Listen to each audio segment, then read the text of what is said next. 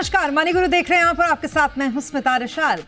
1 अप्रैल 2026 से नया income tax act लागू होगा, जो सालों से चले आ रहे इनकम टैक्स एक्ट 1961 की जगह लेगा। सरकार ने नए इनकम टैक्स नियमों का ड्राफ्ट और फॉर्म जारी कर दिया है, जिस पर टैक्स पेयर्स से 22 फरवरी तक सुझाव मांगे गए हैं। आज हम आपको एकदम आसान भाषा में बताएंगे कि नए इनकम टैक्स की बारीकियां क्या क्या है, क्या बड़े बदलाव हुए हैं, कितनी कम होगी अब आपकी जो टैक्स की टेंशन थी अब तक की वो। ये तमाम बातें आज हमारे इस शो में होंगी। इस शो में हमारे साथ हैं टैक्स एक्सपर्ट सुनील गर्ग और साथ ही भंवर बुराना भी हमारे साथ इस वक्त मौजूद हैं। पहले तो आप दोनों का बहुत स्वागत है हमारे साथ इस शो पे। और सबसे पहला सवाल सुनील जी आपसे मेरा होगा, मैं ये मान के चल रही हूँ कि न्यू इनकम टैक्स आने के बाद इतनी सिंप्लीफाई हो जाएंगी सारी फॉर्म, पूरा का पूरा ये टैक्सेशन का प्रोसेस, कि मैं अगर अपना एग्जाम्पल लूं तो मुझे आने वाले वित्त वर्ष में सुनील गर्ग की जरूरत नहीं पड़ेगी। क्या ये इतना सिंप्लीफाई होने जा रहा है सर? देखिए स्मिता, हम भी चाहते हैं, भगवान करे कि ऐसा ही हो कि आम आदमी को टैक्स एक्सपर्ट की जरूरत ना पड़े, वो खाली मनी गुरु का शो देखे और अपनी रिटर्न खुद फाइल कर ले। लेकिन लेकिन होता क्या है कि सरकार जब नियम बनाती है तो बहुत बड़े वर्क को ध्यान में रख के बनाई जाती है, और फिर उसमें कहीं ना कहीं कॉम्प्लिकेशंस आने शुरू हो जाते हैं। आज भी होता ही है कि जो सैलरीड एम्प्लॉइज है, वेतनभोगी कर्मचारी है, वो खुद अपनी रिटर्न ही फाइल करते हैं। बहुत कम लोग ही टैक्स एक्सपर्ट की सलाह मानते हैं या जाते हैं उनके पास में। लेकिन फिर भी मैं ये कहता हूँ कि अगर आप अपनी रिटर्न खुद ही भर रहे हैं तो आज इतना मटेरियल अवेलेबल है, इंटरनेट पर है या गूगल पर है, या जो शो जैसे मनी गुरु है, अच्छा शो है, आप देख के अपनी रिटर्न खुद फाइल कर सकते हैं। नो डाउट ये जो नया इनकम टैक्स एक्ट आया है, जो 1 अप्रैल 2026 से लागू हो रहा है, तो पुराना एक्ट 65 ईयर्स का हो गया था, तो उसमें अब चेंज कर दिया सरकार ने, नया एक्ट लिया है। और अच्छी बात क्या है कि बड़ी सिंप्लीफाई लैंग्वेज है, बहुत सिंपल लैंग्वेज उसको लेके आए हैं कि आम आदमी उसको पढ़ सकता है। बहुत बड़ा परिवर्तन कुछ नहीं है, जो पुराने नियम थे लगभग वही नियम है, आसान भाषा में है। हाँ, एक परिवर्तन जो किया है सरकार ने, एक जो इस साल आप रिटर्न फाइल करेंगे 31 जुलाई, और उसमें 31 अगस्त की एक नई डेट और डाल दी है। ऐसे व्यापार, ऐसे लोग जिनकी बिजनेस इनकम है, पीजीबीपी से इनकम है और जिनकी ऑडिट नहीं होना है, तो उनको लिए अब 31 जुलाई की जगह 31 अगस्त तक की डेट उनको मिल जाएगी। और बहुत सारे एम्प्लॉयज भी जो एफ में काम करते हैं, आपको पता होगा, एफ में काम करने वाले की जो इनकम होती है उसको बिजनेस इनकम माना जाता है, पीजीबीपी से इनकम माना जाता है, और उनके लिए भी 31 अगस्त की डेट होगी।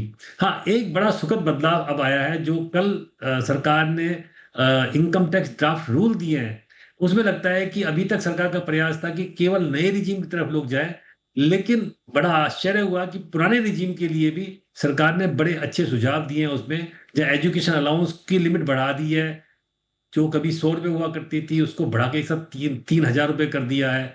300 रुपये हॉस्टल एक्सपेंडिचर हुआ करते पर मंथ पर स्टूडेंट, उसको उठा के सीधा 9,000 कर दिया है। तो ये कुछ बदलाव हैं जो कि नए एक्ट में देखने को मिल रहे हैं। बिल्कुल। अब आपके पास आती हूँ मैं भंवर, मुझे एक बात बताइए, अब क्योंकि इनकम टैक्स स्लैब में तो कोई बदलाव नहीं किया गया और सबसे पहले टैक्स पेयर्स वहीं देखते हैं कि वहां पर क्या किया गया, लेकिन बहुत सारी चीजें सिंप्लीफाई की गई हैं, तो फर्क सबसे ज्यादा कहां पर पड़ता हुआ आप देख रहे हैं? या स्मिता, अगर नए इनकम टैक्स एक्ट 2025 की बात करें तो जैसा सुनील जी ने बताया कि पुराना इनकम टैक्स एक्ट 65 ईयर्स पुराना हो चुका था। उसमें क्या था, अगर आप सेक्शन नंबर देखोगे तो वहां पे 800 प्लस के करीब सेक्शन हुआ करती थी, और उसको कम करके अभी नए इनकम टैक्स एक्ट में उन्होंने 536 सेक्शन है, उतनी ही सेक्शन रखी है। पहले इनकम टैक्स एक्ट में बहुत सारी एक्सप्लेनेशन हुआ करती थी, बहुत सारे प्रोवाइजोस हुआ करते थे, और वो जितनी एक्सप्लेनेशन थी वो एक्सप्लेनेशंस को हटा दिया गया है और बड़ा सिंपल सा इनकम टैक्स एक्ट बनाया गया है। और एक बहुत इंटरेस्टिंग सा जो चेंज आया है, that is the previous year और असेसमेंट ईयर। पहले हम जब किसी को बोलते थे कि कोई बोलता था मेरे को रिटर्न फाइल करना है, तो हम हमेशा पूछते थे कौन से असेसमेंट ईयर का करना है। तो असेसमेंट ईयर, प्रीवियस ईयर एक कॉन्सेप्ट हुआ करता था, और उस कॉन्सेप्ट को नए इनकम टैक्स एक्ट में हटा दिया गया है, और अब हम सिर्फ टैक्स ईयर बोलने वाले हैं। तो ये जो नया इनकम टैक्स एक्ट है वो 1 अप्रैल 2026 से एप्लीकेबल है। इसका मतलब टैक्स ईयर 26-27, तो अब जब भी हम बात करेंगे वो टैक्स ईयर की ही बात करेंगे। उसके साथ साथ में जैसा आपने बताया कि टैक्स रेट्स में तो कोई चेंज नहीं है, लेकिन कल जैसा अभी सुनील जी भी बता रहे थे, कल जो रूल्स निकले हैं वो रूल्स के हिसाब से बहुत सारे बेनिफिट है वो दिए गए हैं, और खासकर जो सैलरी एम्प्लॉय है वो इससे खुश रहेंगे। और आगे जाके जब अपन बात करेंगे एचआरए से रिलेटेड कुछ अमेंडमेंट्स आने वाले हैं, कार का परक्यूजेट चेंज किया है, उसके बाद हॉस्टल अलाउंस, एजुकेशन अलाउंस का परक्यूजेट चेंज किया है, तो उसके बारे में हम आगे डिस्कस करेंगे। तो वो बहुत ही बेनिफिशियल उन्होंने चीजें लेके आए हैं। और ये पढ़ के लगता है सुनील जी कि सच में इसकी कितनी ज्यादा जरूरत थी। मतलब इतने समय से चलते आ रहे जो नियम थे उनको बदलने की तो जरूरत थी ही, साथ ही आप देखिए फॉर्म 16 अब आधे पेज का रह जाएगा, मतलब 2 या 3 शायद उसमें फॉर्म्स आया करते थे, उसकी जरूरत ही नहीं बची। ये जो इतना सिंप्लीफाई पेपर पे किया गया, ये सिर्फ कागजी रहेगा सुनील सर, या हमें समझ में आएगा जब हम भरेंगे तब कि हाँ ये सिंपल सच में हो गया है? नहीं सिमता, इसमें मानने वाली बात है कि वित्त मंत्रालय ने और आयकर विभाग ने बहुत मेहनत की है और बहुत तन्मयता से इस एक्ट को लिखा गया है और वास्तव में लैंग्वेज को बहुत सिंपल किया गया है, इसमें कोई शक नहीं है। और जो अननेसेसरी चीजें थी ना उसको हटा दिया गया है। सरकार दूसरा काम क्या कर रही है जो अच्छा काम है, अब एआई टूल के माध्यम से आपको इनकम टैक्स के पोर्टल पर कैलकुलेटर दे दिया है, आपको फाइलिंग टिप्स दे दिए हैं, आपको नए सेक्शन पुराने सेक्शन कंपेयर करने का वो दे दिया है कि आपको कैसे वो टूल दे दिया है। आपको ये भी बता दिया है कि आप, क्योंकि अभी आपके पास पता होगा जो सैलरीड एम्प्लॉइज होते हैं उनके पास में ऑप्शन होती है कि आप हर साल चेंज कर सकते हैं। आप नए रिजीम में रहना चाहे तो नए में जाइए, पुराने में रहना चाहे तो पुराने में रह सकते हैं। तो आपको कैलकुलेटर दे दिया है कि आप कैलकुलेट कर लीजिए कि आपको नए रिजीम में टैक्स कम बन रहा है या पुराने रिजीम में टैक्स कम बन रहा है। और अगर आपको पुराने रिजीम में रहने में फायदा है तो आप रह सकते हैं। और जैसा भी हम डिस्कस कर रहे थे कि अब जो कल ड्राफ्ट रूल आए हैं जिसपे 22 फरवरी तक सरकार ने मांगा है, उसके बाद मुझे लगता है कि कुछ लोगों को नए पुराने रिजीम में रहने में ही फायदा होगा। क्योंकि एजुकेशन अलाउंस जैसे मैंने बताया था कि 3,000 रुपये कर दिया है, मतलब जो 100 रुपये पर मंथ था 3,000 मतलब 72,000 रुपये 2 बच्चों के लिए कर दिया है। और हॉस्टल एक्सपेंडिचर तो सबसे बड़ी बात है, 2,16,000 2 बच्चों के लिए आप 9,000 पर मंथ वो कर दिया है।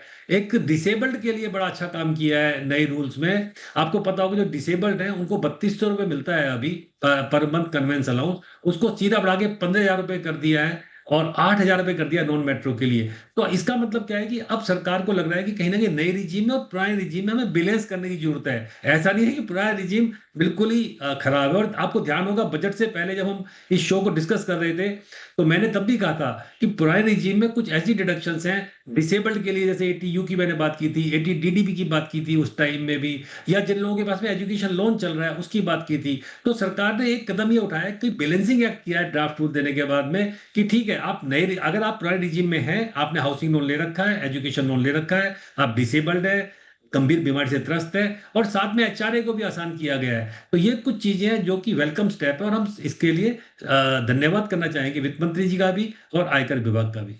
बिल्कुल। और रिवाइज रिटर्न की जो सीमा बढ़ाई गई है भंवर, आप इसको कितना रिलैक्स वाला पार्ट मानते हैं, कितना इससे राहत मिलेगी लोगों को? यस स्मिता, पहले रिवाइज रिटर्न का जो डेट हुआ करता था वो 31 दिसंबर ऑफ असेसमेंट ईयर हुआ करता था। मीन्स आप जब रिटर्न फाइल कर देते थे जुलाई में, तो जुलाई में रिटर्न में अगर आपने कोई फाइल किया और उसमें कुछ मिस्टेक हो जाता है, कुछ भी ऐसी चीज है जो आप लेना रह गया हो, तो उसको आप रिवाइज कर सकते थे। लेकिन रिवाइज रिटर्न करने के लिए आपके पास में जो टाइम है वो बहुत ही कम था। जिनका ड्यू डेट 31 जुलाई हुआ करता था उनके लिए 5 मंथ का टाइम मिलता था, टिल 31 दिसंबर वो रिवाइज कर सकते थे। लेकिन अभी वो टाइम को 3 मंथ से बढ़ा दिया गया है, और अभी आपका जो टाइम रहेगा वो आपका 31 ऑफ द मार्च तक रहेगा। 3 मंथ का एक्स्ट्रा आपको पीरियड मिलेगा रिवाइज रिटर्न करने के लिए। लेकिन यहाँ पे एक इंटरेस्टिंग सी चीज ये है कि हमारे फाइनेंस मिनिस्ट्री है वो आपसे कुछ फीस के रूप में लेगी, और वो फीस कितना रहेगा, 1,000 रुपीज रहेगा अगर आपका इनकम 5 लाख रुपीज से ज्यादा नहीं है, और अगर आपकी इनकम 5 लाख रुपीज से ज्यादा है तो 5,000 का आपको एक्स्ट्रा फीस देना पड़ेगा। यहाँ पे रिटर्न में एक और इंटरेस्टिंग सी चीज आई है, जैसा कि सुनील जी ने भी बताया कि यहाँ पे 31 अगस्त एक न्यू डेट आई है। तो अभी रिटर्न फाइलिंग में ड्यू डेट में कैसा है कि जिनका ऑडिट होता है, जो कंपनीज है या कोई भी ऐसा पार्टनर है और फर्म का ऑडिट होता है, तो उनके लिए ड्यू डेट 31 अक्टूबर है अगले साल की। उसके बाद में बाकी लोगों के लिए 31 जुलाई है। लेकिन यहाँ पे एक इंटरेस्टिंग सी चीज लाई है कि अगर आप कोई व्यवसाय करते हैं, मीन्स बिजनेस करते हैं, प्रोफेशन करते हैं, या किसी भी पार्टनरशिप फर्म में आप पार्टनर है, तो आपके लिए ड्यू डेट है वो 31 अगस्त हो जाएगी। तो यहाँ पे 1 महीने का एक्स्ट्रा टाइम मिलेगा। लेकिन सैलरी वालों के लिए अभी भी जो आपकी ड्यू डेट रहेगी वो 31 जुलाई ही रहने वाली है। ओके, चलिए, तो ये तो ड्राफ्ट आए हैं जिस पर फिलहाल अभी राय मांगी जा रही है। इस पूरे ड्राफ्ट रूल पर 22 फरवरी तक राय मांगी गई है इनकम टैक्स डिपार्टमेंट की तरफ से। सुनील सर, मुझे एक बात बताइए, आपके जैसे ही लोग होते हैं ऑब्वियसली जो इस पर सबसे सही और तर्क संगत राय भेजते हैं सरकार को। मुझे एक बात बताइए, अभी हमारे शो के दौरान आप दर्शकों को दरअसल ये अवेयर करने के लिए बता सकते हैं कि कौन सी वो चीजें हैं जो आपको लगता है कि अभी भी इस पर सरकार को सोचने की जरूरत है, जो राय के तौर पर आप देना चाहेंगे उन्हें? देखिए, मैंने हमेशा एक बात कही है कि नए रिजीम और पुराने रिजीम को हम ना उसको रिजेक्ट कर सकते हैं ना उसको रिजेक्ट कर सकते हैं। हम्म। अभी भी जैसे एचआरओ के लेके नए रूल्स में कहा है कि पहले 4 सिटीज हुआ करते थे, अब उसमें से अहमदाबाद, पुणे, बेंगलुरु को भी जोड़ दिया गया है। मैं कहता हूँ वेलकम स्टेप है इसमें भी। लेकिन अभी भी बहुत सारी चीजें हैं जहां पे सरकार को सोचना चाहिए। जैसे हाउसिंग लोन के बारे में सरकार को दोबारा सोचना चाहिए, और सेविंग्स के बारे में भी कुछ सोचना चाहिए। अगर आप पुराने रिजीम में कुछ बेनिफिट्स और दे रहे हैं, तो मैं हमेशा कहता हूँ 2 चीजें बड़ी जरूरी है सिमता। एक तो सब आदमियों के पास अपना मकान एक सपना होता है, और उसके लिए अगर आपको कोई छूट दे रहे हैं तो वो कंटिन्यू रखनी चाहिए थी। दूसरा, सेविंग्स। आपने देखा होगा कि 2 साल में सेविंग्स के रेट बहुत कम हुए हैं सरकार के। तो सेविंग्स को बढ़ाने के लिए, चाहे वो फोर्स सेविंग हुआ करती थी, उसके लिए भी सरकार को कुछ ना कुछ, मैं चाहता हूं कि उसमें एडिशन हो। और एक मेडिक्लेम, ये 3 चीजों की छूट जो है, चाहे आप किसी भी रूप में उनको लेके आए, पर उसको नए और पुराने रिजीम में आपको लेके आनी चाहिए। ये मेरा सुझाव सरकार को है। आपकी तरफ से भंवर, क्या सुझाव आप देना चाहेंगे सरकार को इस पूरे ड्राफ्ट को? सबसे पहले तो जैसा सुनील जी ने बताया कि एचआरए को लेके जब मैंने 4 सिटीज का नाम देखा कि यहाँ पे अहमदाबाद है, हैदराबाद है, पुणे है एंड बैंगलोर है, उन 4 सिटीज में वहां पे भी 50% ऑफ द सैलरी तक का आप एग्जाम्पशन ले सकते हैं। बिकॉज आप देखोगे ये 4 सिटीज में भी रेंट जो है वो काफी बढ़ गया है। पहले यहाँ पे 4 सिटीज में Mumbai, Kolkata, Delhi and Chennai metro cities ही हुआ करती थी। लेकिन कल मेरी बहुत सारे मेरे फ्रेंड से बात हो रही थी, और मेरे बहुत सारे सीए के फ्रेंड है जो कि दिल्ली एनसीआर में काम करते हैं। तो वो लोग ये बोल रहे हैं कि एनसीआर वालों को ये बेनिफिट मिलेगा या नहीं मिलेगा 50% वाला। तो एज ऑफ नाउ तो एनसीआर वालों जो है, जो नोएडा, गाजियाबाद या फिर फरीदाबाद, गुड़गांव में रहते हैं, उनके लिए ये एप्लीकेबल नहीं है, क्योंकि ओनली वहां पे दिल्ली लिखा हुआ है। तो मैं यही सुझाव देना चाहूंगा, बिकॉज आज की डेट में अगर अपन बात करेंगे अहमदाबाद, हैदराबाद, पुणे एंड बैंगलोर के साथ साथ में जो नोएडा है, गाजियाबाद है, फरीदाबाद है, वो भी यहाँ पे उसमें इंक्लूड हो जाने चाहिए। सो दैट इज द मेरा पहला सजेशन ये रहेगा उनके लिए। और दूसरा सजेशन यही रहेगा कि बहुत सारे सैलरी वाले जो एम्प्लॉय रहते हैं उनको ज्यादा से ज्यादा बेनिफिट मिले, बाकी सब जो जगह पे भी जहां पे एग्जेम्पशन डिडक्शन, स्टैंडर्ड डिडक्शन है। अभी इस बार तो स्टैंडर्ड डिडक्शन वही 75,000 एंड 50,000 का है, बट आने वाले बजट में ये आशा करते हैं कि इसमें थोड़ी बढ़ोतरी हो। ओके, और एक और चीज़ आपसे जानना है सुनील सर, मुझे एक बात बताइए, ये नच क्या है? और बड़ी चिंता हो गई थी लोगों को, पीछे हमने देखा था कि लगातार उनके पास नोटिसेस आ रहे थे और उनको ये कहा जा रहा था कि आपने बहुत गलत तरीके से क्लेम किया है, इसको फिर से रिवाइज कीजिए। ये है क्या सर, ये नच कैंपेन? तो चिंता करनी भी चाहिए सिंघा, और ये चिंता की बात भी है। देखिए, आपको पता होगा जब नया रिजीम आया था तो सरकार की जो शिकायत थी और सरकार के पास जो रिपोर्ट जा रही थी, उसमें यह कहा गया था कि सैलरीड एम्प्लॉइज बहुत ज्यादा गड़बड़ करते हैं रिटर्न फाइल करने में। वैसे तो बड़े ईमानदार है, क्योंकि उनके पास में कोई टैक्स करने का टूल नहीं होता, पर कुछ लोग ऐसा काम कर रहे थे, और उसमें कुछ प्रोफेशनल भी इन्वॉल्व थे जो एटीजी यानी चैरिटेबल ट्रस्ट के नाम फर्जी ट्रस्ट को डोनेशन देके क्लेम किया करते थे। एटीजीजीसी फर्जी पॉलिटिकल पार्टी, और आपको पता होगा कि पॉलिटिकल पार्टी को डिडक्शन 100% डिडक्शन मिलती है। 150 शहरों में छापे मारे इनकम टैक्स विभाग ने, और इस पूरे रैकेट को अनर्थ किया, और पता चला कि बहुत सारी छूट गलत क्लेम की जा रही है। 10 क्लॉज 14 में जो अलाउंसेज मिलते हैं उसको गलत क्लेम किया जा रहा है, एचआरए को गलत क्लेम किया जा रहा है। और यही कारण था कि सरकार नई रिजीम लेके आई थी। लेकिन जब ये रैकेट फूटा 3, 4, 5 महीने पहले, रिजीम आने के बाद भी, तो पता चला कि एटीजी और एटीजीसी को लेके बहुत सारे गड़बड़ है, बहुत सारे लोगों ने गलत डिडक्शन क्लेम किया। उसमें सैलरीड एम्प्लॉइज भी हैं और नॉन सैलरीड लोग भी हैं। तो सरकार ने नज कंप्लेंट चलाया, नज कैंपेन चलाया, नॉन इवेजिव, यानी आपको नोटिस नहीं दे रहे हैं, फॉर्मल नोटिस 148 का, 143 का नहीं दे रहे हैं, केवल आपको एक इंटीमेशन दे रहे हैं कि वी हैव द इंफॉर्मेशन, आपने गलत काम किया है और आप अपने को अपडेटेड रिटर्न फाइल करके बचा सकते हैं, वरना जब सरकार पकड़ेगी तो फिर आपको जुर्माना, पेनल्टी और प्रोसिक्यूशन 3 होगा। और चिंता, जो इस बार रिवाइज रिटर्न को जो चेंज किया गया है ना, आपको आश्चर्य होगा, ये बैकडेट से किया गया है। यानी तो 31 दिसंबर 2025 तक आप रिटर्न फाइल कर चुके थे। अभी आपको टाइम फिर मिल गया है मार्च में, मार्च 26 में आप उस रिटर्न को रिवाइज कर सकते हैं। और उसके पीछे मंशा क्या है रेट्रोस्पेक्टिव अमेंडमेंट की, कि जिन लोगों के पास में ऐसे नोटिस आए हुए हैं और जिन लोगों ने फाइनेंशियल ईयर वित्त वर्ष 24-25 में ऐसी गलत डिडक्शंस क्लेम कर रखी है, चाहे वो ईटीजी की है, चाहे ईटीजीजीसी की है, या अलाउंसेस की है 10 क्लॉज 14 में, उनको सरकार ने एक चेतावनी दी है कि आप ठीक हो जाइए, आप रिवाइज कर दीजिए, आप टैक्स जमा करवा दीजिए और आप इन सबसे मुक्ति पा सकते हैं। वरना अगर हम पकड़ेंगे तो आपसे ब्याज भी लेंगे, आपसे जुर्माना भी लेंगे और आप पे प्रोसिक्यूशन भी लॉन्च करेंगे। तो इस तरह की प्रैक्टिस से एक तो बचना चाहिए, किसी को भी बचना चाहिए, और जिन्होंने गलती कर दी है जाने अनजाने में, उनको अपने आप को ठीक कर लेना चाहिए। बिल्कुल। और जाहिर सी बात है, सिंप्लीफाई तो किया है सरकार ने, लेकिन सरकार इसके साथ ये भी चाहती है कि ज़्यादा से ज़्यादा जो टैक्स पेयर हैं वो भी सिस्टम में आए, और इसलिए भी ये ज़रूरी है कि जो इस तरीके के इधर उधर करके लोग अपना टैक्स बचाते थे वो ना बचाए, और पारदर्शिता के साथ अपना टैक्स अगर बनता है तो उसको भरे ज़रूर। यहाँ रुकेंगे एक छोटे से ब्रेक के लिए। ब्रेक के बाद बताएंगे कि ITR 1, 2 और 3 में क्या बदला है, सैलरीड और प्रोफेशनल एम्प्लॉयज़ के लिए आखिरकार कैसे बदल गया अब टैक्स का पूरा सिस्टम, जानेंगे ब्रेक के बाद।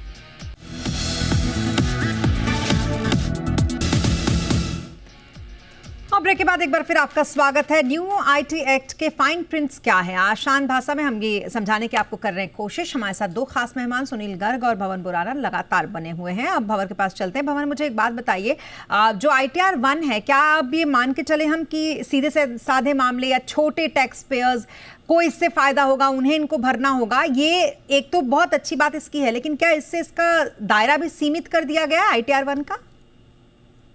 ITR 1 की अगर अपन बात करें तो इसमें ज्यादा चेंजेस नहीं किए गए हैं, बट इसमें अभी बहुत सारी चीजें जो है वो प्री फिल्ड आएगी।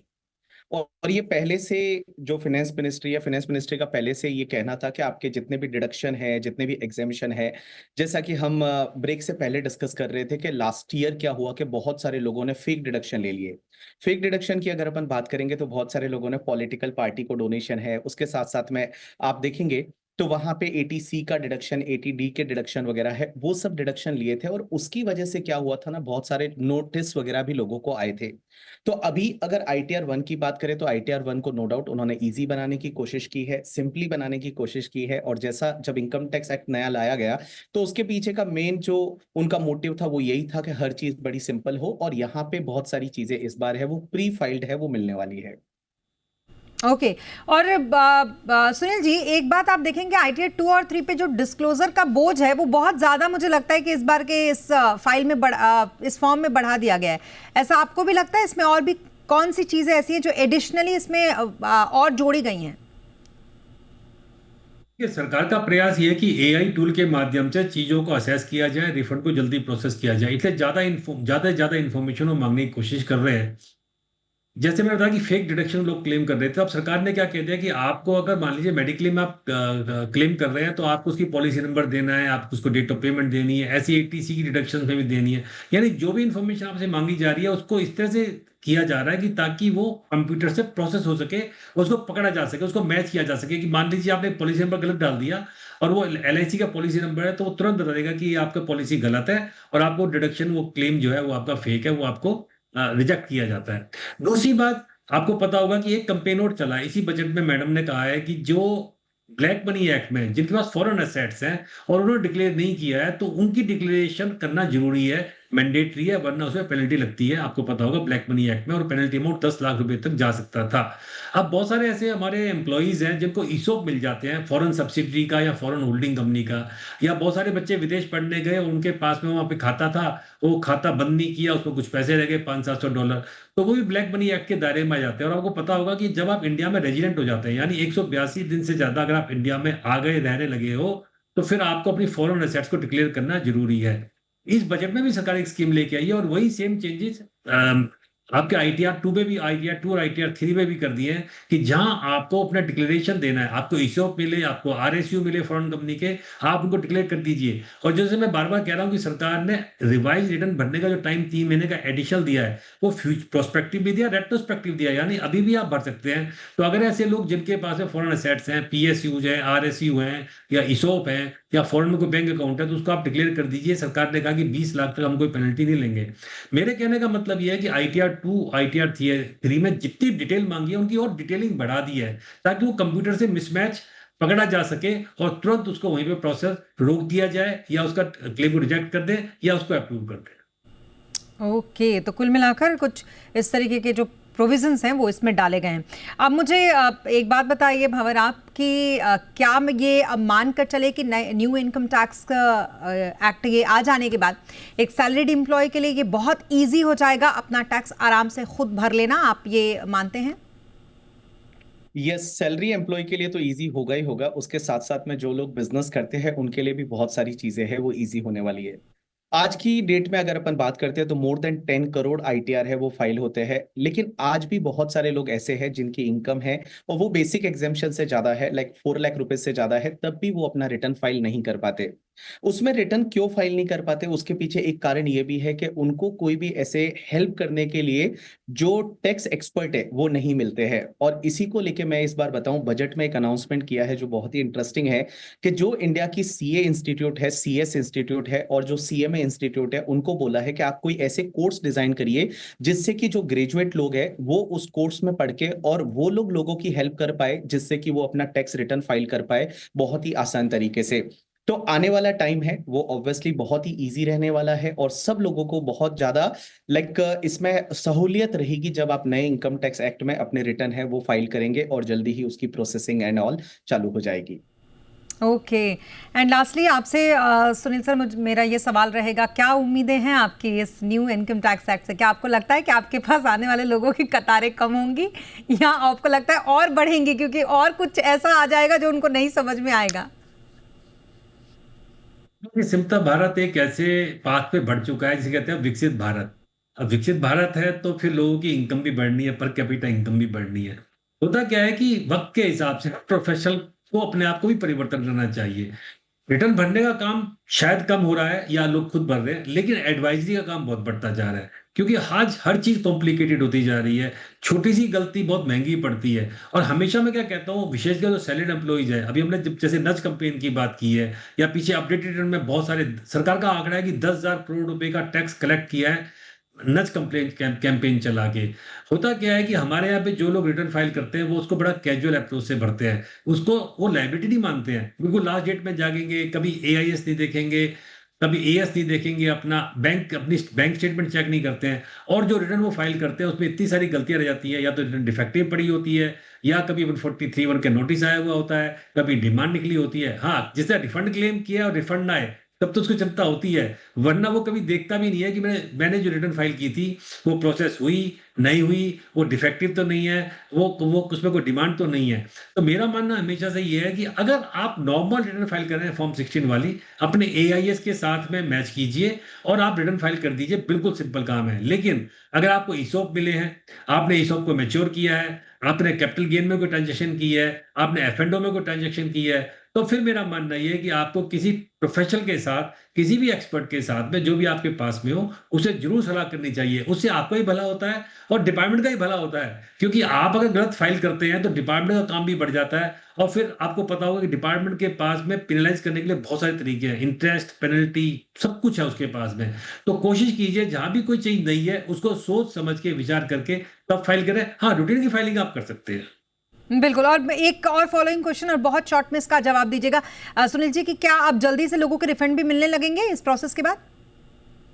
नहीं, सरकार ने रिफंड के मोर्चे में बड़ा शानदार काम किया, और रिफंड हमने देखा कि 24 से 48 घंटे में भी हमने आते देखा है। हाँ, पिछली 2-3 महीने से रिफंड कुछ कम दे रही है सरकार, और शायद उसका कारण है कि जो टैक्सी कलेक्शन एक्सपेक्टेड थी इस साल में, जो ग्रोथ थी 11-12% की, उतनी ग्रोथ नहीं आई है। तो शायद डिपार्टमेंट चाह रहा है कि हम उसको थोड़ा सा डिले कर दें, अप्रैल में रिफंड दे दें, वरना प्रोसेसिंग बहुत फास्ट है। हाँ, लोग गलतियां करते हैं, मिसमैच करते हैं, उसके कारण से उनके रिफंड अटक जाते हैं, वैलिडेट नहीं करते हैं कभी अपने अकाउंट को, कभी एआईएस से मैच नहीं करते हैं, इनकम को मैच नहीं करते हैं, वहां पे इनकम एआईएस में क्या है, यहाँ पे क्या है, वहां पे अटकते हैं, वरना बहुत फास्ट है प्रोसेस। बिल्कुल। तो चलिए इसी के साथ हम ये मान के चले कि आसान भाषा के साथ लोगों के लिए बड़ा आसान हो जाएगा अब आगे टैक्स पे करना और भरना, टैक्सेशन अपना फाइल करना। और इसमें आप जैसे लोग जो एडवाइजरी का काम बखूबी करते हैं, सुनील जी और भंवर जी, आप लोग करते रहेंगे।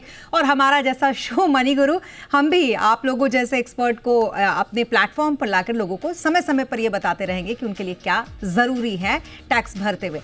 इसी के साथ आज के लिए बस इतना ही। और आप दोनों का बहुत शुक्रिया हमारे साथ इस शो पर जुड़ने के लिए। भंवर आपका भी, और सुनील जी बहुत शुक्रिया हमारे साथ इस शो पर जुड़ने के लिए। इसी के साथ इस बुलेटिन में फिलहाल इतना ही। आप बने रहे जी बिजनेस के साथ। नमस्कार।